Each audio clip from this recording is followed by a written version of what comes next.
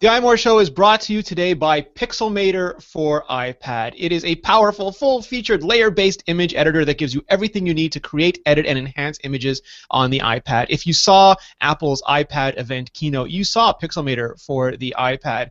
It's packed with powerful creative tools, true-to-life painting powered by impressive painting engine, incredible color adjustments. They made a cow disappear live on stage. I have not seen that outside of Photoshop, quite frankly, and this runs on my iPad. It was designed from the ground up, specifically for the iPad and iOS 8. It's compatible with Pixelmator, Photoshop, PNG, JPEG, and it works on the iPad 2 or later, including the iPad minis. To find out more about Pixelmator for iPad, go to www.ipad.pixelmator.com. I'm guessing that www is superfluous, so ipad.pixelmator.com. It is Thursday, October 23rd. I'm Rene Ritchie, and right now we're going to be talking about the all-new iPad Air 2, iPad Mini 3, Mac Mini, and Retina 5K iMac. This is the iMore Show. Joining me today, we have the returning Ali Kazmuha, fresh from vacation, and I'm guessing high on coffee. Hi, Ali. Hello. So did you leave me any coffee in San Francisco, or did you drink it all? No, probably not. Blue Probably bottle, not there Phil. anymore. So sad. I think I like Phil's more than Blue Bottle. A lot of people say that Phil is drip coffee only, but it's really good. It was. Even if there was leaves in it. It's a mint mojito. There's going to be mint in it. I know. So intolerable. Also joining us, fresh from the Roller Derby World Championship, Serenity Caldwell. How are you, Ren? Hi, I'm okay. I'm happy to not be traveling for the first time in 3 weeks. It's really exciting. Not only were you traveling, but you were engaged in high-impact sporting events. Yes, thankfully that past weekend was the men's championship, so all I had to do was stand with a clipboard and make sure that everybody went out on time. But still very exciting, still very exhausting. I'm very glad to be back and be playing with new toys. Did you get to give any of the Netflix speeches?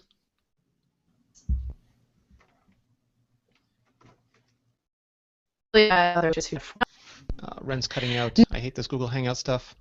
Oh. We'll see if she resolves. Oh, can you hear me now? Maybe? Hello? You're cutting out a little bit. Crap. You're actually sounding like R2, so it's not too bad. Also joining us, we have Peter Cohen, who has gotten new Macs for the first time in what seems like yas and yas. Peter. Yes, indeed. A wealth of new Macs. All two of them. Woohoo! Well, there's not that many Macs. I mean, to be fair, you got all new desktop stuffs. Yes, indeed, yeah. Well, not all new because we're still waiting on something for the Mac Pro, but new Mac Minis and the glorious new 5K Retina iMac, which you are going to be taking a look at in the coming days. Very curious to see what you think now that you've got one up close and personal. Yeah, it is going to be a lot of fun. I think we're going to start with the iPads because those are, the popular consumery things. And where did I put them? Here they are. So we now have a lot of gold, Peter. So much gold. Oh, it's color correcting the gold. Evil Google. Oh, God. It's so gold it looks like silver.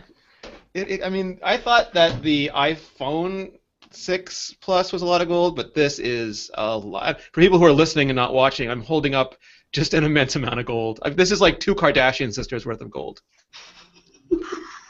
Man, that is a lot of gold. And we've got Touch ID on the front, so I can just hold my finger here and auto-magically unlock this. There we go. Unlock it. That does make me very jealous. The screen is amazing. So it's a laminated screen now. It's got an anti-glare coating on it. It's always had a full color gamut on the iPad Air. Ren, this is the nicest iPad screen I've ever seen, and because it's so much bigger than the iPhones, it's one of the nicest screens I've ever seen. Yeah, I'm really, really impressed with what they've been able to do. I don't have mine in my hand yet because it's out for delivery or out for processing, that evil in-between status where you can't cancel something. But I got the chance to see it at the Apple Store yesterday, and that was really awesome. They're very pretty.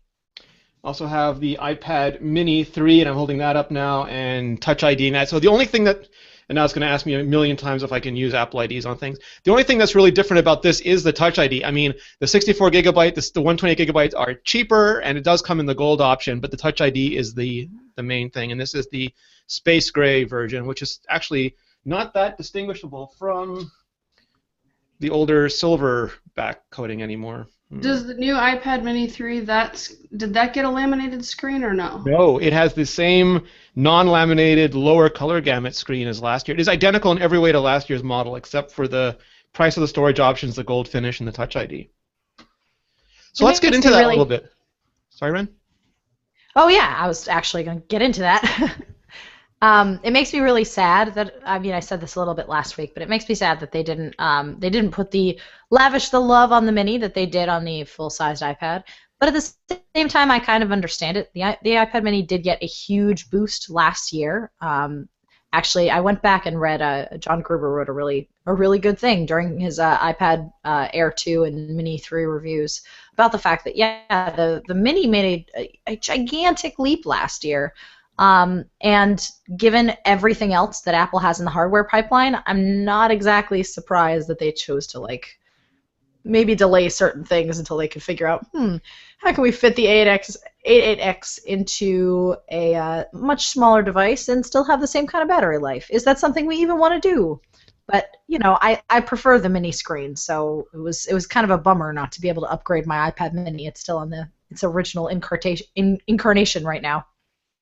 Yeah, I think what John said, and it was really apt, was that last year it felt like we were getting an iPad Mini from the future, and now the price of that is we're still living that future. We're not leaping forward again.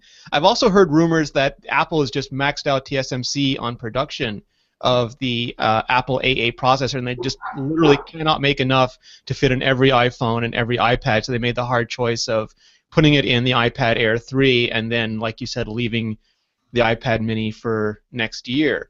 But it does raise a question, and we talked about this a little bit last year, but you can walk into a store now and get the iPad Mini for $249, 16 gigabytes only. You can get the iPad Mini 2 for $299 in 16 or 32 gigabytes. You can get the iPad Air 1 for $399 in 16 or 32 gigabytes. You can get the iPad Mini 3 in gold, silver, or space gray, 16, 64, or 128, starting at $399. Or you can get the iPad Air 2, starting at $499 in silver, space gray, or gold, and 16, 64, or 128. And Peter, I always throw you these retail questions, but I don't remember if we already talked about this, but I think Apple was so intent on driving the price of the iPads down. The Mini is it's almost unfair to the iPad Mini 3, because if they dropped the iPad Mini 2 price by $100.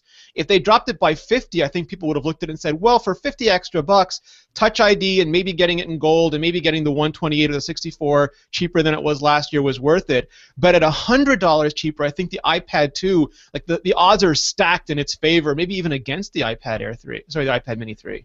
Well, remind me. I don't think the 2 and the 3 are available in the same memory configurations, are they? No, 2 is 16 or 32, and 3 is 16, 64, or 128. Right, exactly. So I think that's going to be a differentiator right there. Apple obviously wanted to enrich the not just the iPad Mini, but also the iPad Air product line a little bit and give people more choices, and I think that's good. I think that and we did talk about this last week. My takeaway is that in some cases anyway, it's going to be an opportunity for the retail people to upsell customers who are looking in the store, who may be coming in the store looking for a bargain, looking for a low-end product that they don't have to spend a lot of money on, but once they compare the features, they decide, oh, this convenience feature or this customizability, the fact that I can get it in a different color, the fact that I'm going to get double the storage, will be reasons for them to consider spending more money. So, I'm not terribly worried about it. Where it presents some complications just for small retail establishments like ours is stocking the products that we think people are going to need. I mean, getting the stuff in usually isn't a big problem. We can get stuff in from our distributors within a few days. But retail stores that aren't Apple stores, and even Apple stores to a certain degree, have a limited amount of shelf space for these products in the back room. And when you complicate the number of SKUs that you carry, it makes it a lot harder to carry this stuff. So if somebody's just coming in off the street going, yeah, I want this particular one, and you don't have it, it can be a tough situation where you have to tell them, okay, I can get it for you, but it's going to take 3 to 5 days. Yeah, I think maybe let's just go around the room, and I'd like to go through all the factors and sort of see where we all fall on our recommendations. But Ali, you wrote about capacity, and you now have Apple did the same thing they did with the iPhones. There's 16 gigabytes, 64 gigabytes, and 128 gigabytes, and 16 gigabytes just it's bananas on a modern device. It's too small. I mean, you know how I feel about pictures and video with iPad, but I mean, there are people that do it, and I understand, but 16 gigs, especially now that the iPad Air 2 has a better camera, you're going to run into a lot of issues that iPhone owners had. I don't think it was as big of an issue prior to the iPad Air 2 because I don't think the camera quality was quite there. 5 megapixels, now it's 8. Yeah, so I mean, it's not a huge, I mean, it is a huge jump, but you're talking either way, more storage space, time-lapse video, panos, slow motion video, all of that stuff is going to eat up a lot of space. And if you have kids running around that you're constantly taking photos and videos of, or dogs, whatever, your 16 gigs is really not sufficient nowadays. Especially if you're getting error messages that you're running out of iCloud storage, you should not be considering a 16 gigabyte device. And I forget who it was, but someone did an investigation into the other space that's being eaten up, and it looks like that's a bug with streaming from iCloud. If you stream a movie or a TV show, Apple takes up that space and sometimes doesn't release it, so you can watch the available memory. Because I think a movie now is about 4 gigabytes for a 1080p movie coming off of iTunes, and that'll just take out 4 gigabytes from your device, and then another 4 gigabytes when you stream another one. And if you download an app, it'll start releasing space, but it's not as smooth as it should be. And when you start running low on space, because 16 gigabytes, you already lose 4 gigabytes for the OS and everything else that Apple installs, so you're left with 12, and that's like maybe 3 movies, maybe 5 or 6 really big games. You just run out of space so quickly. It does the same thing with iTunes Match, which I don't think that's something that Apple is very clear about. If you use iTunes Match or you use iTunes Radio, I think that those two, particularly Match, I know, will eat up storage space like that. Because I can tell when I use Match a lot that I have a lot of other space. You can go into, I think, Documents and Data or iCloud. Somewhere in Settings, you can actually purge that, and you can do the same thing with video. But, I mean, how many everyday users are going to know that you can do that? They just see that 10 gigs of storage space is being taken up on their iPad or iPhone, and they don't know what it is. It's sad. And then, Ren, we get all the people coming saying, I can't update my device, I can't store my videos. Yeah. Ooh, I just lost audio for you, Rene. Yeah, it's really frustrating. I really hate the 16 gig model, and I hope that it dies a terrible death next year. I understand that it's there as an upsell point, but I feel like when you're talking about consumers and when you're talking about making a good experience for users, you want to give them the device that best actually suits them. Yeah, and so you can only get 16 gigabytes on the entry-level iPad, and if you're buying for education, if you're buying for enterprise, maybe you're only running a bespoke enterprise app or web client or something, it's fine, and you're buying 200 of them, then you don't care. But for people who want to get in there, if it's all you can afford, by all means, we're not judging you, but if you can get to 32, and certainly if you can get to 64, I think you'll be way happier. And I'm wondering sometimes if keeping a 16 gigabyte model around has anything to do with the iPad in education. Yeah, it does, but they don't have to surface that for consumers. They could have like they do with education iMacs and stuff. Mm-hmm. Yeah. In fairness, there are a lot of consumers out there, a lot of general users for whom 16 gigabytes is just fine. They don't store photos on their devices. They don't use it for streaming media. They don't use it for downloading music either. They use their iPads for checking email. They use their iPads for surfing the web. They may install very few applications. I'm not saying that that you're not right when when we're talking about limiting people's usability with 16 gigabyte models, but I see them come in the store all the time. You know, people who are ready to upgrade to a newer, faster one who are perfectly content sticking with the 16 gig unit, even though that's what they got the first time around 4 years ago. Yeah. I think you're right. I think there's some people that is sufficient for. I just think that number is getting smaller and smaller as media gets larger and larger. I agree. Yeah, and even when you're talking about consumption only, if you're watching any kind of movies or downloading any kind of music like you were talking about, that's a non-starter pretty quickly, let alone if we're talking about using the power of the iPad Air 2 to do anything drawing related, any kind of photography work. It's just you're going to run into trouble very, very quickly. Yeah, I think like the 16 is as much of an edge case as the 128. Like if you are someone who's only messaging and only doing light work, you know it. And if you're someone like Peter who wants to keep every song ever recorded by every Leonard Skinner live show ever in the history of the universe, then you want the 128. But for most people, I think the middle is the middle. Including all the cover bands. So Peter, what do you think about the color choices this year? You've got silver, space gray, and gold. I think I just saw Peter reach for a bottle of Tums when you held up that gold. That's right. Yep. Yeah, not thrilled with the gold. Just me. You know, I admit it's my own private Idaho. I don't expect the rest of you to share my antipathy towards gold, but not my favorite color. But look, it's, you know, personally, I don't understand what the big deal is anyway, because most of these things end up in cases. You know, especially for iPads. I see very few iPads either leave the store or come back in without some kind of case on them. So I'm not really sure that it's a huge deal. But look, you know, if people want to get a gold iPad, knock yourselves out. I just wish Apple would do black and gold. I've said it before. I want black and gold. You're a Bruins fan. Because I'm a Bruins fan. That's exactly right. That's my only impetus for wanting black and gold. Sorry, Ren? I said it would be cool. Well, you and I had a discussion because if you are watching a lot of video on your iPad, the black is much less distracting than the white when it comes to a faceplate. That's been my experience anyway. Absolutely. Looks pretty fancy. Did you get gold too, Allie? I did. Such a turnaround. I'm gonna have to see. I was really skeptical just because it's so big and that's a lot of gold. We'll see. What about you, Ren? What did you order? I went back to space gray. You know what? I like the gold backing on my iPhone, but I hate the white so much that I knew that it was going to drive me crazy if I got the iPad in that color. Well, now you have Bruins colors, black and gold. It's true. I'll just have to draw out the white on the screen. I'll take a Sharpie.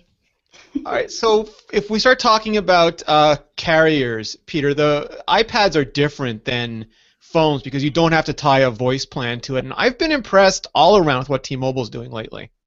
Yeah, you know, T-Mobile's giving free data away on the iPads if you don't use a lot of data.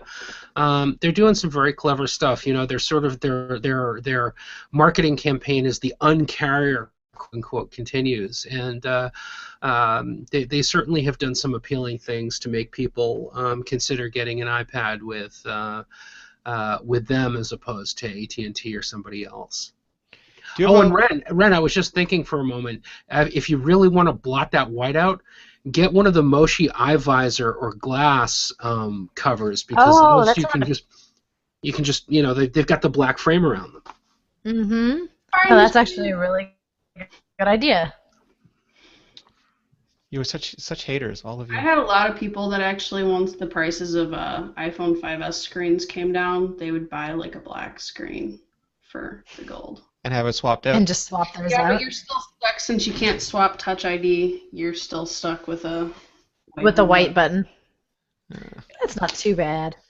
Now lines. Any other advice in terms of carriers, Peter? I mean, like my carrier offers the plan where you can get additional data for the iPad, but I still get it separately because I end up paying as much for less data, I find, when I combine my plan. But I'm not sure if that's always the case anymore. Yeah, I mean that's exactly it. You know, the cost of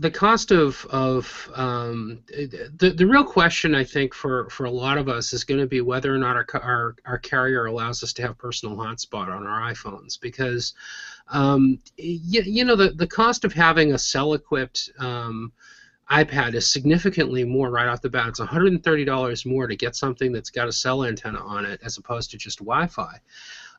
So in many cases, cost-conscious consumers will look at that and say, well, I've got this personal hotspot feature on my phone, and I've always got my phone when I've got my iPad if I'm out. So maybe I can use that, or maybe I can just live with the fact that I can only access the internet from Dunkin' Donuts or Starbucks or wherever else I can get a Wi-Fi connection. I mean, even doctors' offices, where I see a lot of iPads, you know, generally have some kind of guest Wi-Fi now. So it's becoming less and less of a big deal. But for that segment of users for whom persistent connectivity is important on the iPad, whether you're, you know, a contractor and you're out at a job site, you don't have Wi-Fi, or if you travel a lot and you need it, you may want to look at your carrier plan and see if it's just cheaper to put it on there. As opposed to getting something separate for it. But I still think that a vast swath of consumers who are interested in having a persistent connection can still do better either by going personal hotspot or just living with Wi-Fi connectivity. You have to consider battery too. Mhm. I was always okay with getting cellular iPads. My iPad Air was the first iPad I've ever purchased with cellular in it, and I don't think I could ever not buy one.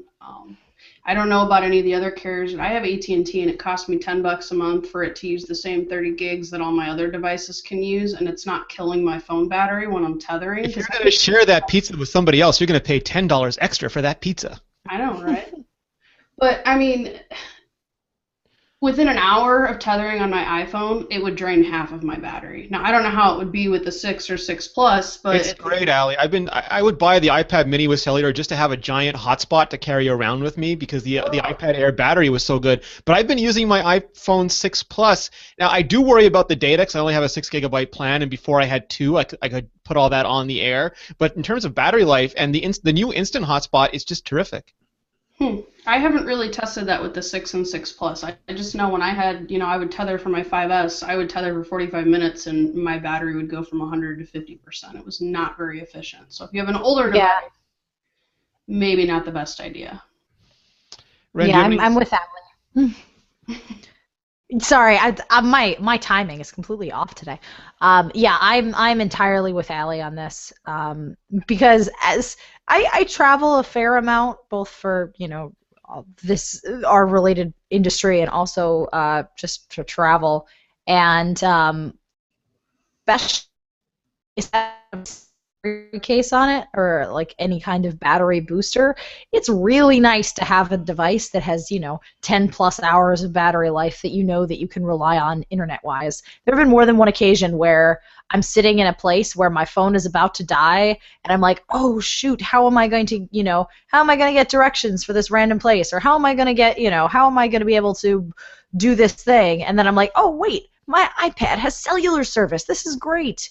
So at least from that angle, from having kind of a backup device that can get you on the internet where you don't have to worry about Wi-Fi, that's really great.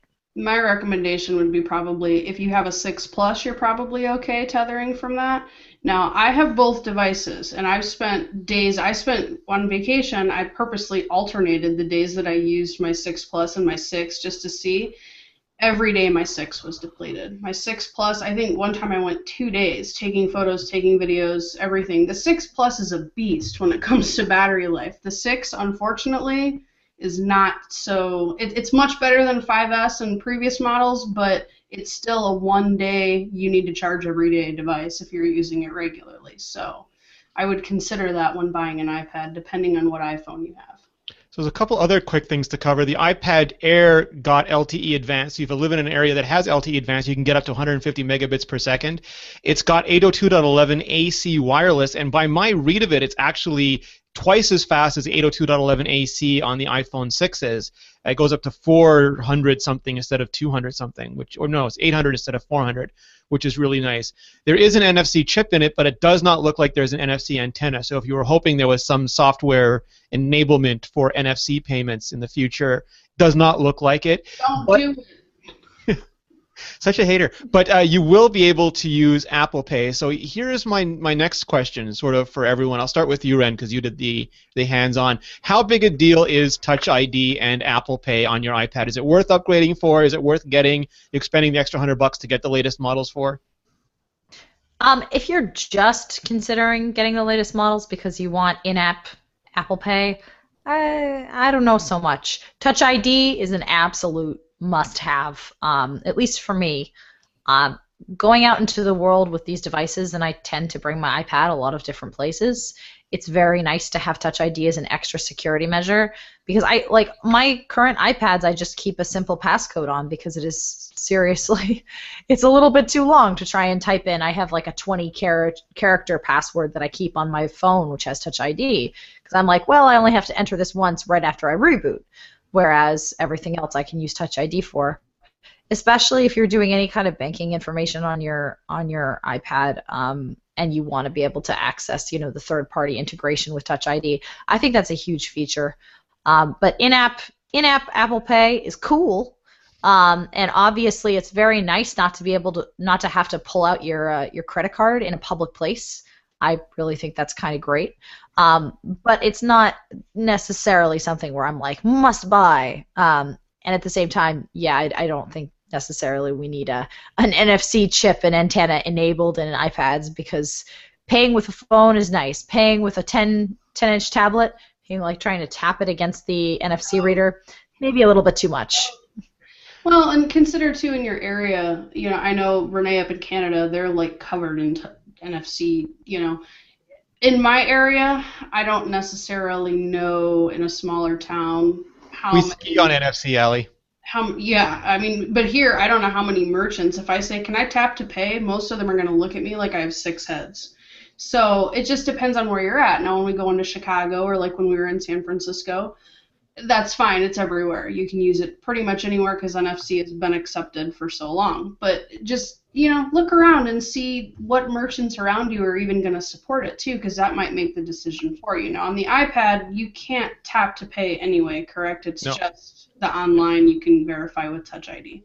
Yeah. So, yeah, that's a little bit irrelevant because it's going to be app-based. Well, here's my thing, is if you have Touch ID on your phone, it is, and this sounds like such a bad thing to say, but it's horrible not to have it on the iPad, because you do it anyway, and you just sit there and you wonder why it doesn't work, and you get frustrated every time because human brains don't learn. Like, we like to think we learn, but when there's two incredibly similar, slightly differentiated behaviors, our brains just give up and say, "You're idiots. You should have made these the same." So having Apple Pay on the phone, I will eventually, when it comes to my noble country, be able to use my phone to pay. But if I'm just browsing, I'm going to be used to using Apple Pay. If I just want to unlock my phone or 1Password, I would throw $100 at 1Password just to get that on Touch ID. And I think that's one of the things, Peter, that we don't always look at is upfront is important if you have very limited funds, but total cost of ownership, if it's $100, that's over the course of a year, or if you keep it for 2 years or 3 years, that $100 becomes very small on a month-to-month basis.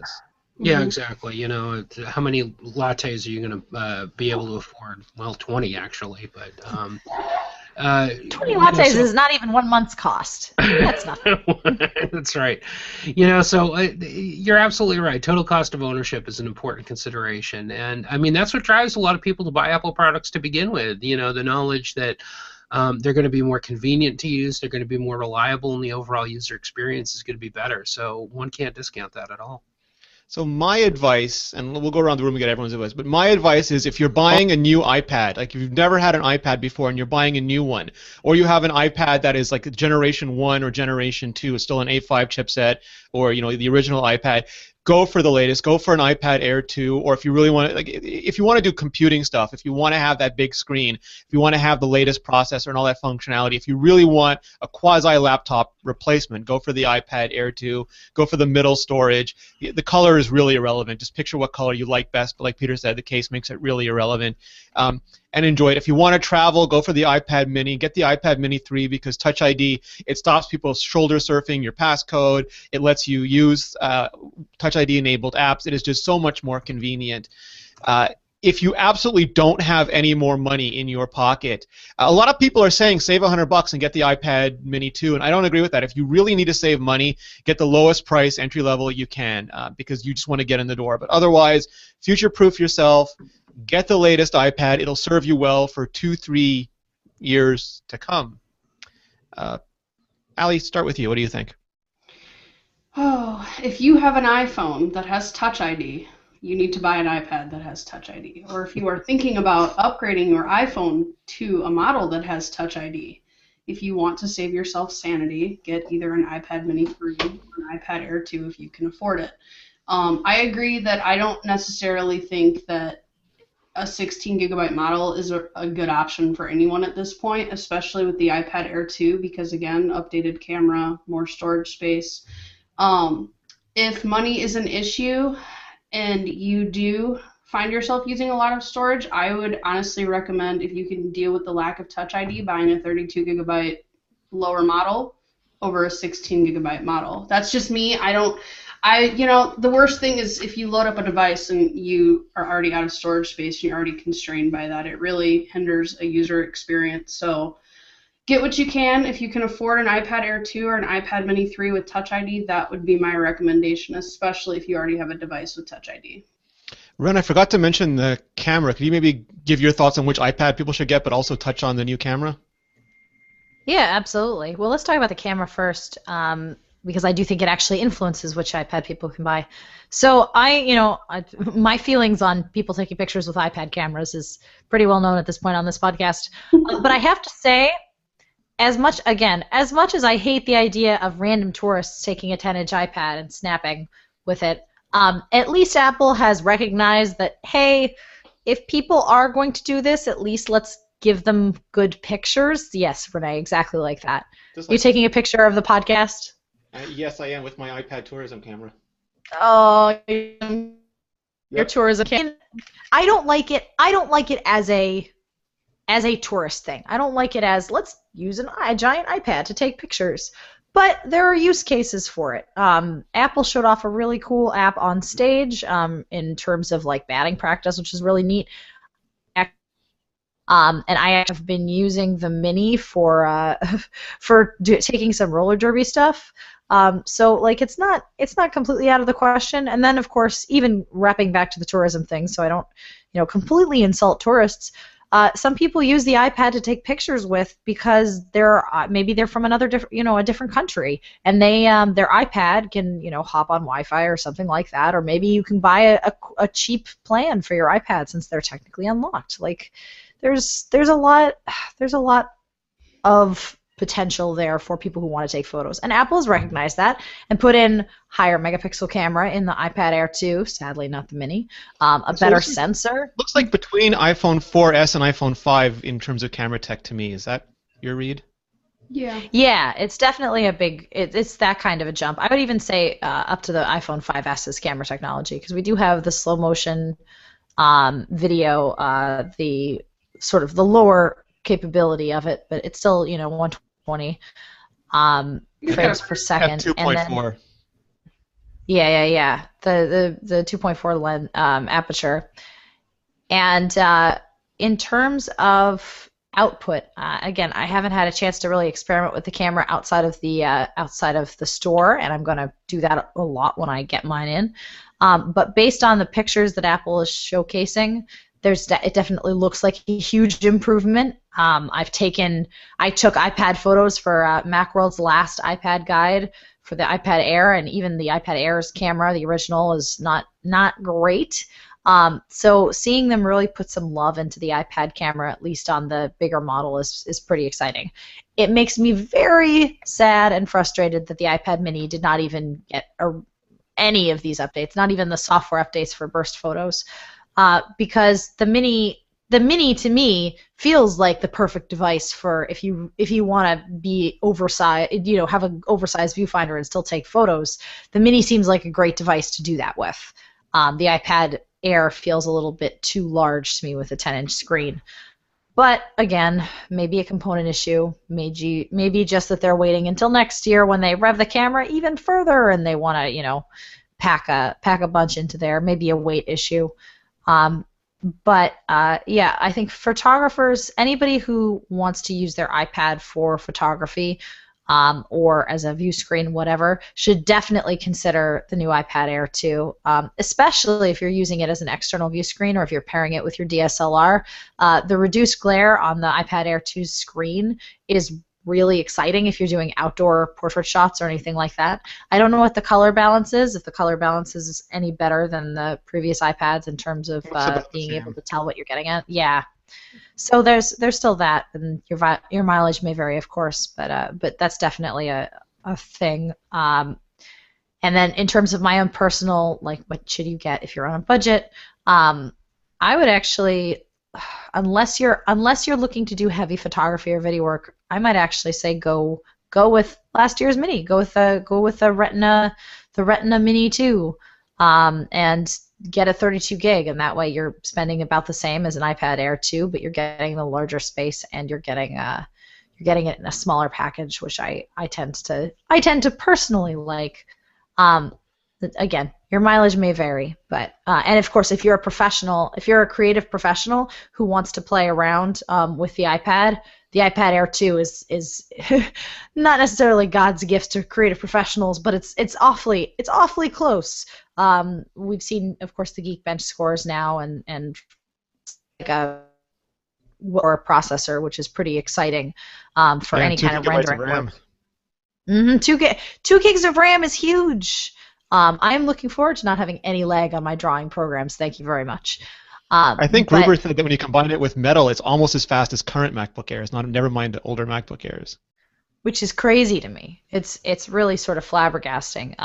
I love the idea of being able to do video and photo work on my iPad and then transferring it to my Mac. And honestly, like the controls that I use on the iPad, I actually vastly prefer to using the keyboard and mouse shortcuts that I've used for years to cut together video work. It's more fun, it's smoother, it's more enjoyable, and if the tools are there and the horsepower is there, that is a really exciting development. What about you, Peter? What are you gonna recommend to people when they come swarming over you this weekend? It all depends on what their budget is, and it all depends on what their needs are. I don't think that I think especially as Apple has sort of broadened the availability of different models, that there's a one-size-fits-all that I can really feel comfortable recommending.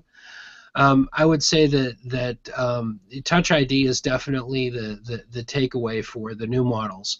That makes it such a great convenience factor. For people who don't want to hassle with passcodes but still want reasonable security on their devices when they're making purchases, or when they're just using their iPads, it's certainly an important consideration. Otherwise, let your conscience and your wallet be your guide and figure out what, based on that, is the best use for your money. I would certainly take a very close look at the new iPads and at what their new features are, and figure out if the budget makes it worth for you. For people who are planning on loading up their iPads with lots of media, whether it's movies or music, or they're planning on using them for photography, maybe not just taking pictures, but also if there are large photo libraries that you want to have on your iPad transferred from a computer or from another device. The iPad's a better value than ever before, the same way the iPhone is a better value than ever before when you start talking about the upper tier capacities. So that would be an important consideration as well. And also, we're going to have a complete written version of our iPad guide, updated for 2014, available online. I'm going to put a link in the show notes, but it'll probably be /iPad-buyers, plural-guide. We're going to take a quick break so I can thank lynda.com for sponsoring us. Lynda.com is an easy and affordable way to help you learn to instantly stream thousands of courses created by experts on software, web development, photography, graphic design, and more. It's got fresh content. There's new courses added daily.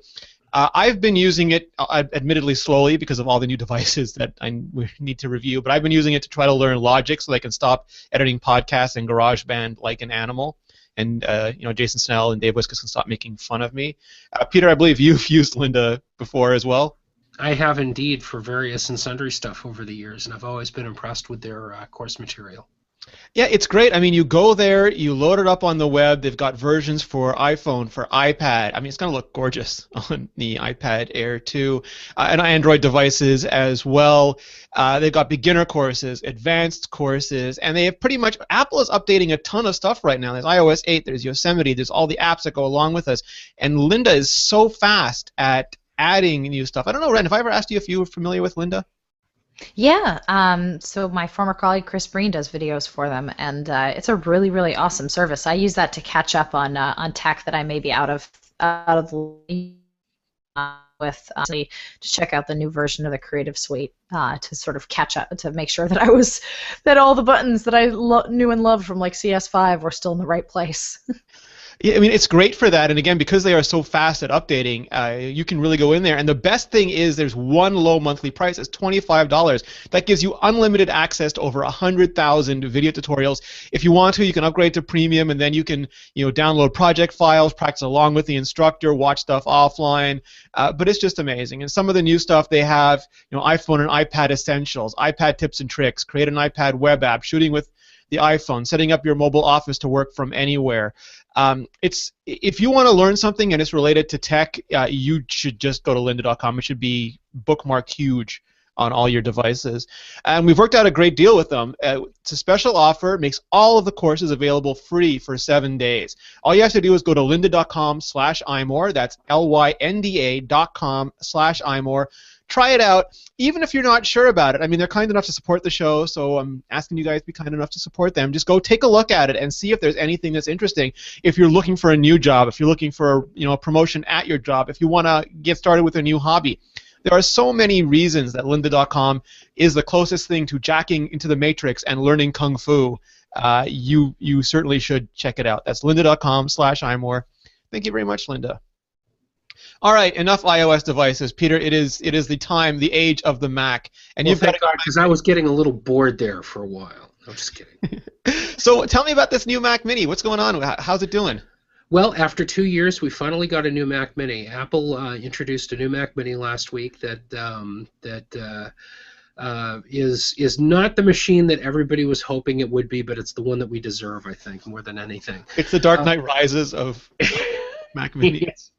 Yes, indeed. So ever since Apple rolled out the new Haswell MacBook Air last year, some of us have been wondering what Apple's plans were for the for the Mac Mini, because the Mac Mini draws from the same parts bins, if you will, that Apple uses for the MacBook Pro. And the MacBook Pro, the standard 13-inch MacBook Pro, is still hanging on tenaciously. It's still something that you can order from Apple's website. It's not something that you're going to see in the stores very much anymore, but it's still hanging on. But it's pretty much an end-of-life product. It's not something that's been refreshed. Apple is pushing its customers more in favor of the MacBook Air and the Retina MacBook Pro rather than the standard MacBook Pro. So the future of the MacBook, or the Mac Mini rather, has been sort of a head-scratcher. Well, it turns out that the Mac Mini is alive and well and available now in a new configuration that uses the Haswell chip, the 4th generation chip, that we've seen the rest of the Macs except for the Mac Pro use as well. So that's great. Now, there are a couple of interesting things about what Apple's done with the Mac Mini that are worth pointing out. One is that the Mac Mini is now available less expensively than it has been at any time since the original Mac Mini came out in 2005. When the Mac Mini was introduced way back almost a decade ago, it cost $499, and then as features and capabilities and performance crept upwards, so did the price. The price went to $599, and $599 is where it stayed for many years. Well, it's back to $499, and that's because Apple has done the same thing with the Mac Mini that it did with the iMac. It took a 1.4 gigahertz processor, 4 gigs of RAM, and a 500 gig hard drive. And it made a new low-end system for $499. So the Mac Mini is now cheaper to buy than ever before. People who are spec monkeys are going to look at that and say, wow, 1.4 gigahertz is really underpowered. It's actually the same performance as the MacBook Air with one particularly important caveat, and that's that it's using a conventional hard drive, not flash-based storage. So there is some performance penalty there, but it's good enough for many people who are just doing general work on their Mac Mini, whether that's surfing the web or checking email or running light productivity software or any of the software that comes on the Mac. It'll be fine for them. It's got 4 gigs of RAM. That's enough to run Yosemite, and that's enough to run a couple of applications. As long as you don't get really crazy with it, that should be a good little system for a lot of people. The next step up, the mid-tier system, is now $699, and that uses a 2.6 gigahertz Haswell processor, but it doubles the RAM to 8 gigabytes, and it also doubles the storage capacity to 1 terabyte. Performance-wise, this system is more in the range of a 13-inch Retina MacBook Air, or Retina MacBook Pro, excuse me. There is no 13-inch Retina MacBook Air. Not yet. Yes, as much as we would like to see one. And that system should be a good little performer for most people. Then there's a high-end system for $999 that steps it up to 2.8 gigahertz. 8 gigs of RAM is still standard, and you get a 1 terabyte Fusion drive. So you've got the SSD mixed with a conventional hard drive in there as well. The interesting thing about this is that that system replaces a server configuration that Apple offered in the last generation of Mac Mini, which is now no longer available. You can still download OS X Server from the Mac App Store and install it for $20. It's not a big deal, but there isn't a system that's especially made for server like there was before. The old system was available with a quad-core processor and also had dual 1 terabyte internal hard drives. The new system doesn't have that anymore. It's a dual-core processor. You can get a processor upgrade to an i7 processor, but it's still a dual-core processor.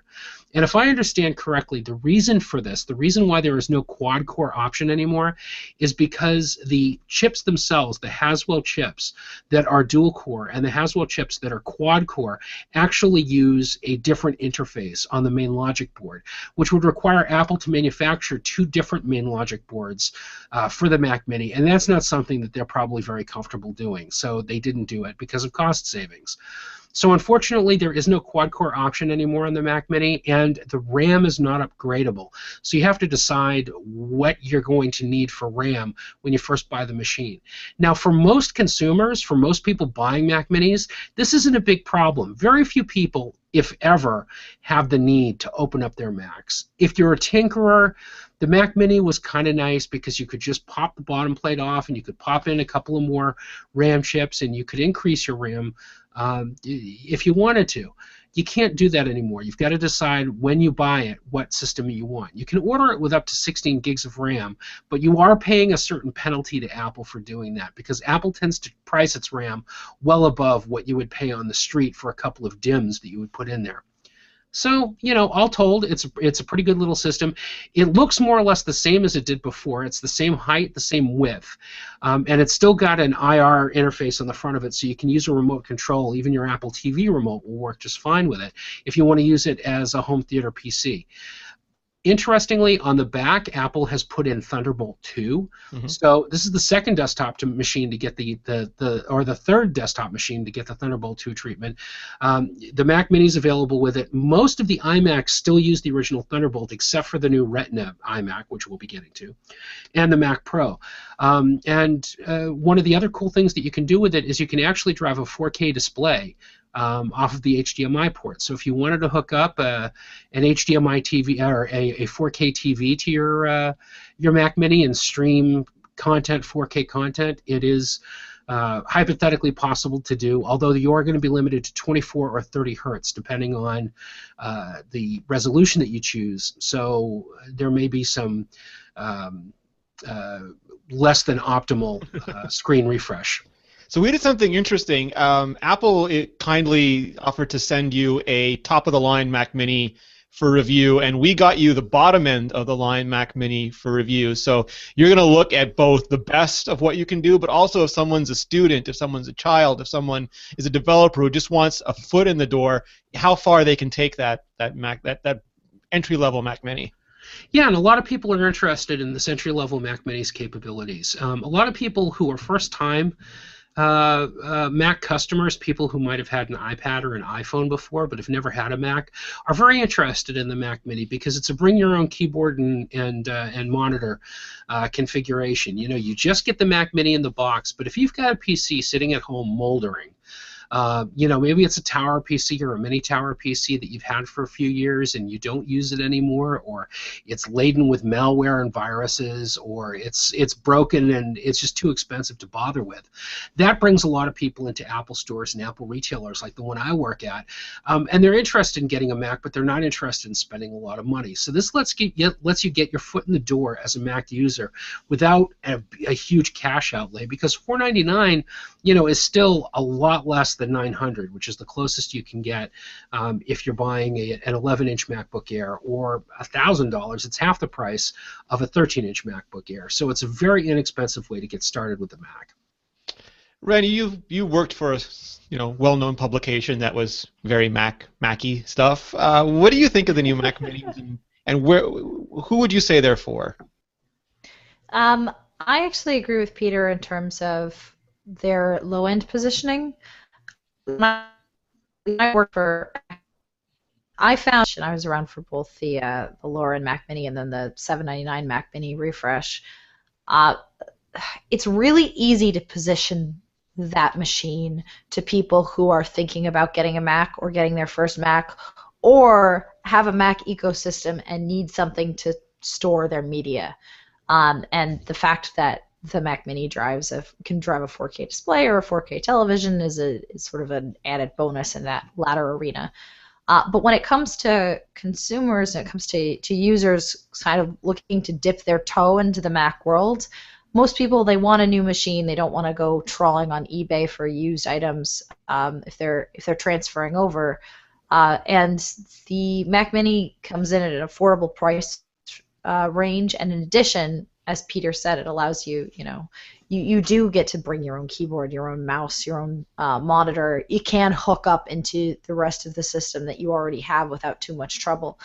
And it's a really nice sort of playing ground. When I was in school, I used to know people who used high-end Mac Minis as tiny Final Cut Pro machines, which seems crazy when you compare to like the people using Mac Pros or Retina iMacs for that kind of circumstance. But the portability of that tiny little machine is sometimes really useful to be able to just be like, yeah, I'm going to pack up this and then throw it in my backpack and carry it around. It has a little bit more hard drive space than your average MacBook Air. And at that time, the MacBook Air didn't even exist. So I wonder if it's going to see the same kind of adoption on the like semi-pro world, where it's the portable machine for someone who can't necessarily afford a laptop. Mm-hmm. But I do think definitely it will be a great entry-level machine. It obviously does have some limitations when it comes to being used as a storage machine or as a server farm this time around, which is kind of a bummer. But as someone who never really used it in that arena, I can't really talk too much about it. Yeah, I think I agree with you guys. Allie, anything you want to add about the tiniest desktop Mac? I don't think so. I've never had a Mac Mini, but I have a lot of friends that use them for media servers at home, and for that, it seems like they're really well purposed. Yeah, I think it's I don't know many people that can pick up a PC for less than $500 and do what you can with a Mac Mini. We won't go into that debate. Well, no, but it is fair to say that it comes with all the iLife apps, all the iWork. Like Apple puts a lot of free software in there supported by their hardware margins. You don't get bloatware either. I mean, I know the last PC I purchased, I had to spend 6 hours cleaning crap off of it and uninstalling stuff I didn't want. So it's the user experience, and if anyone's really looking to see what it is to have a Mac and how that ties into having an iPhone and an iPad, if that's what they already have, it's a great way to do it at a very low price point, and you're getting the entire ecosystem. And for most people and most consumers, the Mac Mini is going to be just fine for everyday use cases. So all right, we're going to segue quickly. Actually, before we segue, I'm going to do one more. We have one more sponsor to thank. and that is Donkeyneering. Now, Donkeyneering makes an app, and I'm pulling up the name right now. Donkeyneering makes PEMDAS. PEMDAS is an advanced, easy-to-use scientific calculator for iOS. It's well-designed. It's based on the PEMDAS dashboard widget and is one and only calculators to ever win an Apple Design Award. Its focus is to work with equations and calculate a result. It's not an RPN or one-button-at-a-time calculator. It's also beautifully designed. It's $5 for the app. There's no ads, no in-app purchases. The developer is an aerospace engineer, and this is a long-term project. He's been working on it since 2006. Really, just to make sure it had high usability, that it took care of everything you could possibly need taken care of. All you have to do is go to the iOS App Store, search for PEMDAS, that's PEMDAS, or visit donkeyneering.com. So let me just try to explain this. I am not what you might call mathemagic. I'm probably more closer to mathlexic. I know there are numbers. Leanna Lofty once told me they were theoretical, which shook the foundations of my world, but I've learned to deal with it. But sometimes I do need to calculate things. Sometimes I do need to figure out what all these numbers, for screen sizes, for reviews, for all sorts of things. And iOS is just a great way to do that because it really is that calculator in your hand. So what sets PEMDAS apart? What sets PEMDAS apart? It's really well balanced. You just type an equation, tap the equal button, and calculates the results. It's easy to use the result in any subsequent equation or format it so that it's easy to read. Again, simple upfront purchase, $5. Get it today. Search the App Store for PEMDAS. That's PEMDAS, or go to Donkey Engine. Sorry, I'm trying to pronounce this properly. Donkeyenginiering.com. That's DONKEYENGINEERING.com for more details. And I want to thank you for sponsoring the show, and thank you for helping me get my pronunciation in for the day. Thank you, Donkeyneering. I'm going to get that eventually. All right. Retina iMac. I'm going to see if I can move this video camera. I've got it on a tripod, so maybe not. 1 second. Let's see if I can do this. This is nuts. Here we have a Retina 5K iMac. Boom, boom, I think we need music playing in the background, like the Rocky theme. Bum, bum, bum. I was using the. I'm nervous holding that like that. I was using the 2001: A Space Odyssey theme earlier. But that works. Man alive, is it gorgeous! I now have all the pixels. Just all much like Ali left no coffee behind for anybody else, I'm leaving no pixels behind for anybody else. I'll trade you the coffee for that iMac. It is so. This is actual Retina. The Retina MacBook Pro. It's a Retina display, but it didn't double the previous generation MacBook Pro. It actually doubles it internally and then shrinks it down to fit the maximum capacity they could get into the MacBook Pro screen. But this is real, honest to goodness, at 2x horizontal and vertical. So it is, I think it's 216 PPI. It's somewhere around there. And we turned it on today to do the hands-on video, and it just looks like you're looking at print now, like at a magazine. We've crossed that barrier. Peter, it is smooth and silky on my eyes. Yeah, no doubt. And it's funny. I did a little graphic in our iMac Buyer's Guide to sort of illustrate what sort of different resolutions look like on the different iMacs. So you've got the 21, the 27, and then this gargantuan 27-inch for the 5K. So that's twice the horizontal, twice the vertical. That means 4 times as much pixels on the screen. Let me give you numbers: 5120 by 2880. Yeah, in the same surface area as the old 27-inch display. And the old 27-inch display you could get lost on really easily. Thanks to scaling, it's not ridiculously small on the new iMac, but boy, it's an amazing screen. Now, you can tell me if I did anything wrong here, Peter, but I went with the 4 gigahertz quad core i7 processor because I would just be very sad with myself if I didn't. You know, that's a good choice. The stock processor on that is what, 3.5 gigahertz, Yeah, Core i5. quad core i5. It's a very, very nice processor, but you're going to be doing some really cool stuff, Rene. So I think that you made the right decision for yourself. For memory, I went with 16 gigabytes. I didn't go to 32 gigabytes because RAM is still pricey, and the iMac is user upgradable. And the nice thing is Apple didn't fill the slots with low capacity RAM. It just filled 2 of the slots, and I have 2 more left. So I can, according to your iMac buyer's guide, I can shop around and get Mac at RAM at a later date if I want. And I think that's a very good idea. The 27-inch is upgradable. It's user upgradable. You just pop a little door off the back, and you can put your own upgrades in. And RAM-centric vendors, if you want to buy from somebody that you trust, companies like OWC at MacSales.com, they've already announced RAM upgrade kits for those machines. So you can populate it with, up to 32 gigs, I think? Yeah, same as last year. That's exactly what I did. I bought a brand new 27-inch and I spec'd out everything but RAM. I don't know why Apple is so expensive for RAM, but it's super simple. Same thing with mine. Just pop that door off, pop new cards in. I think I upgraded to 32 gigabytes and it cost me, I don't know, less than $150. I think I went with OWC. Nuts. Had good results with them. So Ren, here's the part where I'm not sure about. It comes with a 1 terabyte Fusion drive. I think, like, for me, the days of platters are over. So I went with the 512 SSD. I didn't go for the 1 terabyte SSD because money. Yes, because money is is some object. I'm with you all the way. When I got my my MacBook Air back in 2010, that was the first computer I'd ever had with a solid state drive in it, and I went from having a 15-inch MacBook Pro from 2008 that oh man, was so slow. And switching over to the MacBook Air, it's like this is this tiny, underpowered little computer that was blazingly fast. And being able to have that, it's crazy, right?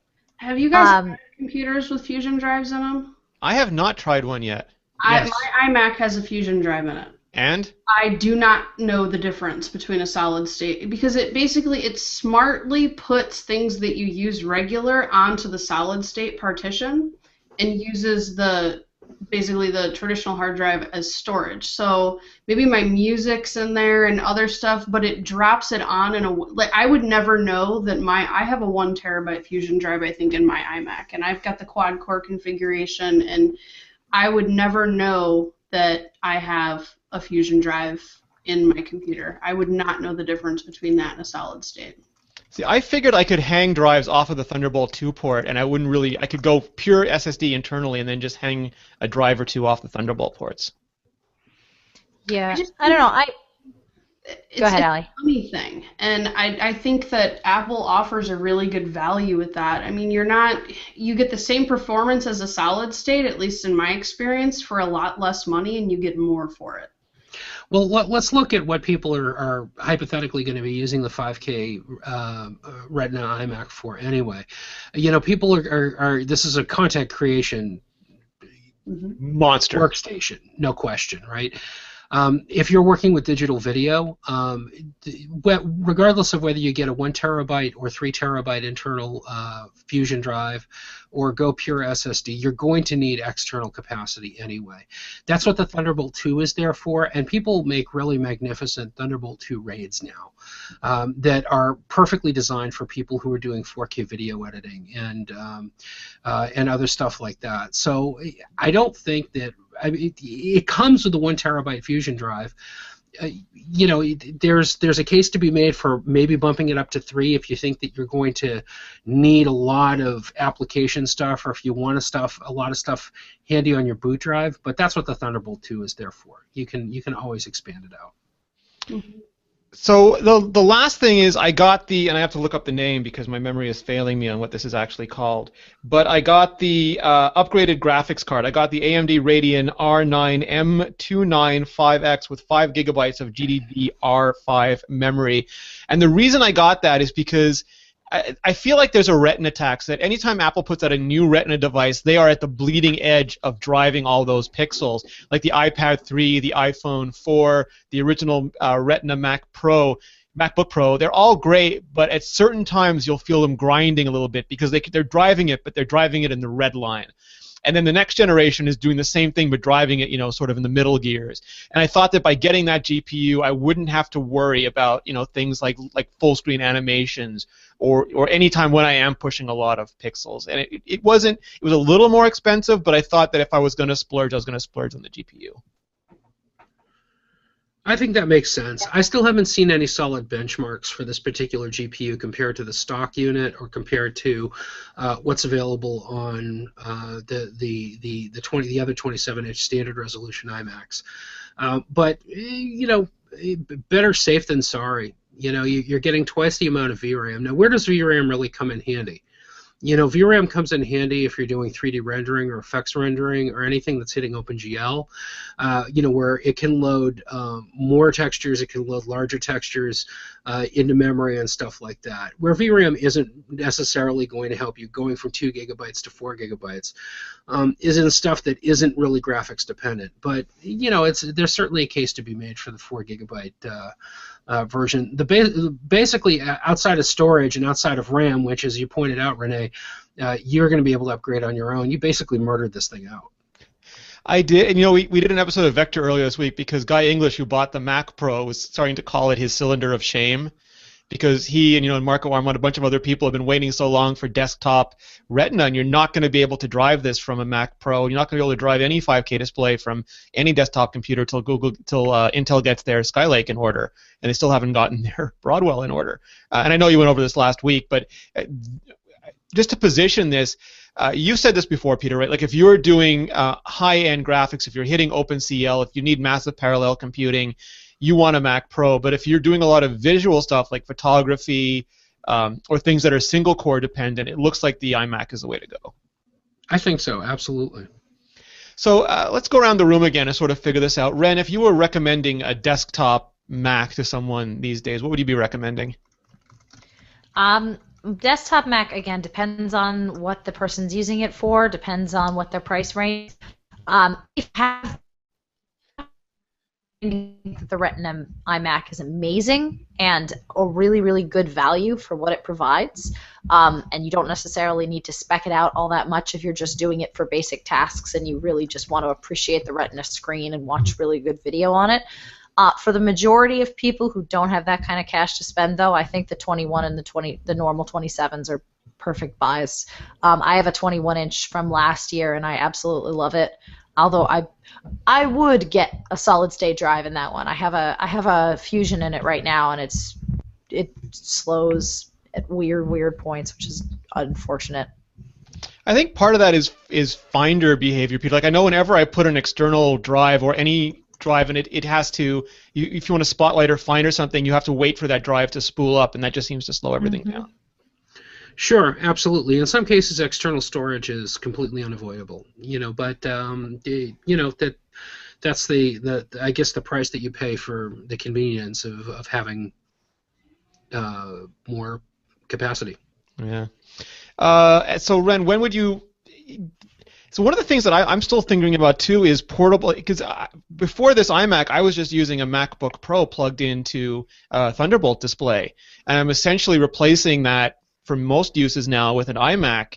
I'm not sure if it's still raw power versus the flexibility. I like the idea that I can take the MacBook Pro out of there if I need to, but the performance gains by this thing is just silly now.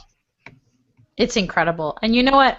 Over the past couple of years, I've been transitioning to more of a fluid file system, which is to say the majority of my files that I'm going to be working on multiple computers is all stored in Dropbox. And I found, because I got an iMac last year after years of only relying on portable computers and external displays, and having that iMac connected to the Dropbox and basically putting my entire MacBook Air information structure into Dropbox with application syncing, I found that that allowed me, again, to go back to Tim Cook's right device for the right space kind of thing.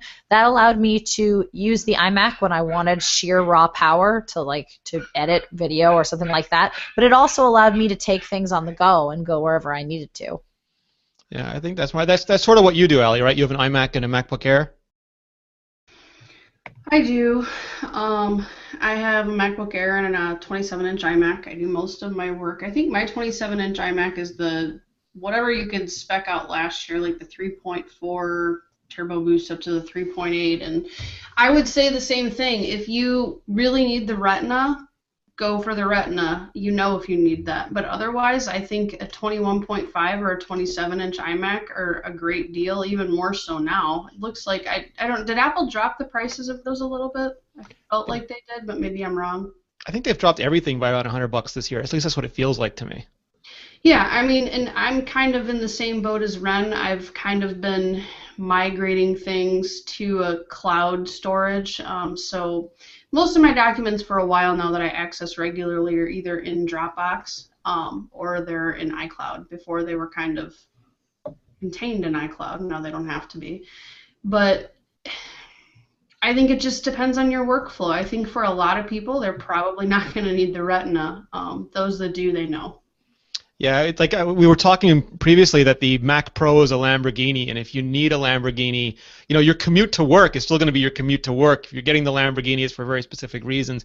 Now you have a Lamborghini and a Bugatti, and you can choose which one of those supercars better suits your crazy, crazy commute needs. Let's do a few questions. We're running a little bit long, but we have a bunch of questions stacked up, and I want to make sure we get to some of them. This is from Brian Munsell. How is the Apple SIM going to affect people who switch devices regularly? I don't see an issue with tablets, but phones have more different use cases. So right now the Apple SIM, they didn't introduce it with the iPhone. They introduced it with the iPad, and I think that was for very specific reasons. It's because they're data-only devices. There's no voice plans to worry about. Right now it's only US, it's only UK, it's only for supported carriers, but it does mean that it's basically a virtual digital SIM. You can just program it in and move around from carrier to carrier. I don't know how many. Is anybody going to use it? Peter, Ali, Ren, any of you going to try out the switching capabilities? No? No, probably not. I mean, I'm not a big fan, as I was saying before, of cell-equipped iPads to begin with. So it's not really fitting anything that sort of is consistent with my use case. I might try it out just to see. I've spent so long just being an AT&T slave that it'd be interesting to kind of bounce around and see what the other carriers offer. I think it's really cool from perspective of not having to lock yourself to a single carrier in the US. Sorry to Verizon. I wish I knew what the story was there as well. Have you heard anything, Rene, about why Verizon wasn't on the Apple SIM? I've heard two reasons. One is that Verizon technically does a lot of things very differently than other carriers. So does Sprint, I think, and the way they provision SIMs might be different enough that it would have been problematic. But also Verizon is ornery. Like, they always want their own SKUs. They always want to lock down what's happening with their SKUs, and that might be part of the reason too. They don't like to activate any device that's not in their database, so even if you have a phone that will run on Verizon, they really won't allow you to run it on Verizon. They keep saying they're changing, but yeah, I think the Apple SIM will be more interesting in Europe because people do move around a lot more. There are different countries and different carriers in closer proximity, and especially as it moves out to the emerging markets, it's not uncommon for people in the Indian subcontinent and other regions to have multiple phones just because they travel and different carriers are better in different areas. But hopefully it'll proliferate from there. Now, what if, here's my question. I mean, we're going to Europe at the end of the year, but I'm assuming, can I use the Apple SIM that comes in my iPad for that? Or do in your iPad? I'm not sure if you can put it in your iPhone, but in your iPad, yeah. Saying, do they have different Apple SIMs for European carriers than they do for US? I don't think so. So theoretically, I should be able to go over there and pick a 3 UK plan or something with the same SIM card. I think so. Curtis Boyle wants to know, do you think they're keeping the original Mini around, iPad Mini around, as a sort of a replacement for the long-lamented iPod Touch? No. Huh? Well, the iPod Touch has not been updated, so is the iPad Mini the new Touch? So I speculated on this a little bit during the event day, and I think the only way it sort of fits into the iPod Touch is price. That the iPod Touch, I feel, is a way for people who couldn't get onto the iPhone ecosystem because, say, they just didn't have the money for a full cell phone plan, could instead hop in and get all of the apps at a lower price. The iPad Mini, unfortunately, because it's running such, it's such a slow system. Yes, it does provide an entrance to the ecosystem, but there are going to be a lot of apps that simply won't run on the iPad Mini because they're designed for processors that support a little bit higher. We are talking. I mean, it's the iPad 2's internals, so we've got a little bit of problems there. But I do think that it's definitely there from the price perspective, as like $249 is a pretty good deal for someone who's never had an iOS device before, and you bump that up $75 more to get cellular, which is something we've never had in an iPod Touch. So I can see that as an option. I don't think it's an exact replacement for the iPod Touch. I don't know if the iPod Touch is ever coming back though. Well, the iPod sales we saw in Apple's results have just fallen off a cliff, and that includes the iPod Touch. But it's chicken and the egg. Are the iPod Touches not selling because they haven't been updated, or are they not updated because they're not selling? And only Apple really has that data. Didn't Apple kill the classic iPod? Yes, right in front of Peter. It was horrible. I still Shot think right there's through the a lot head. of people that want a portable music player that they don't want to carry around an iPad. So I still think there's a market for that personally. Maybe it's younger kids, I don't know, and maybe the iPad Mini can supplement some of that. But, I mean, there's people like Peter that have a ton of music that just want somewhere to put it. Keep blaming Peter. We have a bunch of questions, Peter, and they're all. I'll just sort of paraphrase them. But it looks like everyone here is pretty happy with the 2012 Mac Mini running Yosemite, and there's no known issues there. Is that correct? Not as far as I know, no. Do you know a way? This is from Cano Melendez. Do you know a way to go around the Bluetooth restrictions on Mac Mini 2012 4.0 Bluetooth? I'm not sure what that means, Cano. Okay. Does it mean maybe actually continuity? I can explain this. There are some machines that have been left off of continuity support for whatever reason. You can try to Google.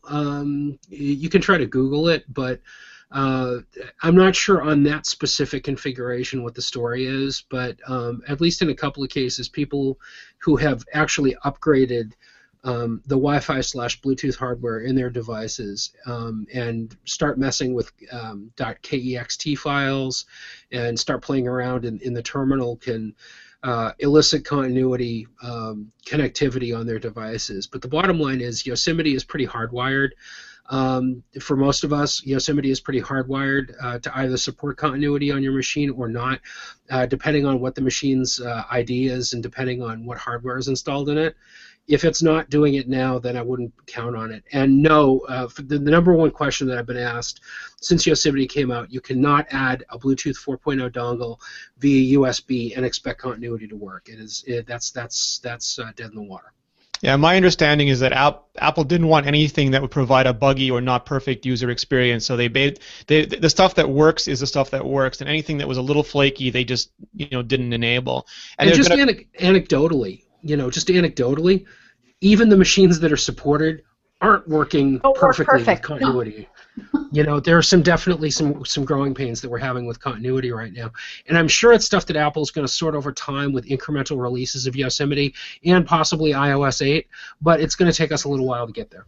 And I've heard anecdotally that it is happiest when you have, everything is Bluetooth LE, especially handoff requires Bluetooth LE for proximity.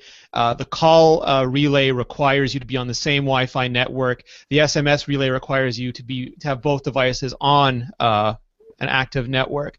But some people have been saying that you need to be on 5 gigahertz to have handoff really work. That it's the most solid on 5 gigahertz, and it doesn't like 2.4 gigahertz Wi-Fi at all.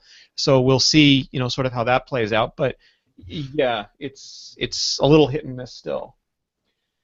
Last question from Curtis. I wonder if an iWatch combined with an iPad Air 2, iPad Mini 3 would work with Apple Pay through Touch ID, like the iPhone 5s are supposed to. And my understanding is yes, that's a separate device and it's got its own NFC chip. And that is a separate thing from. It is a discrete device unto itself. It is a master of its own domain, so you don't have to worry about that with whatever device you're pairing it with. All right, so sorry, Ren? Yeah, I think Oh, I was saying the main question is whether or not the iWatch or an iPad will power an iWatch the way an iPhone might, which is a good question. I think we'll have to see next year.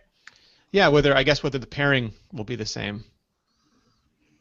I believe it will be, but we will check. That's an interesting question. All right, so that brings us to the end of this elongated iMore show. We're going to have a Mac buyer's guide available for you. Peter's got most of it done already. You'll be able to go to imore.com/mac-buyers with an S-guide and get all of Peter's recommendations in there. If people want to find out more about you, Allie, if they want to know where you are in the socials, if they want to follow you, where can they go? Every day on iMore, and I am at iMuggle on all of the things. What about you, Ren? On imore.com and at Saturn on pretty much all of the things. Peter? At Flarg, F-L-A-R-G on all the things, and at imore.com. And you can find me at Rene Ritchie. We are here live every Thursday at 11 a.m. Pacific, 2 p.m. Eastern. We love it when you can join us live because you can ask questions the kind we answered earlier. But if not, you can find the video on YouTube. It's at youtube.com/iMoreVideos. Or you can find the audio in iTunes, on RSS, or wherever good audio is found. I want to thank everyone for watching us live today. I want to thank everyone who watches the show. We've been in the top 10 on iTunes for a ludicrously long time now, and I want to thank each and every one of you for that. So thank you very much. Allie, Ren, Peter, always a pleasure. Thank you very much, Rene. Thanks. Bye, everybody. Bye.